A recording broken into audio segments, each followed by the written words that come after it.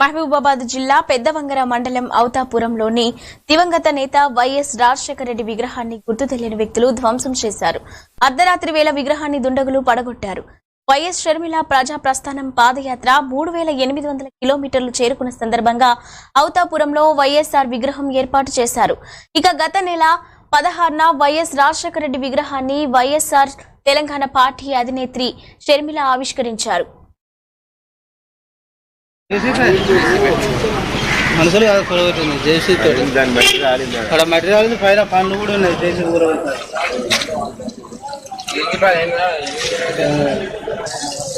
Late అయితే కొమ్మలు పడుతుంది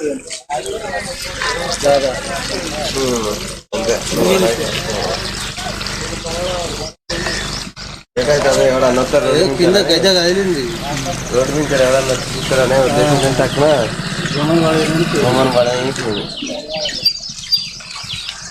అది జేసీ పైన ఉన్నాయి రా జేసీ పనులు అయినా ఉన్నాయి. జేసీ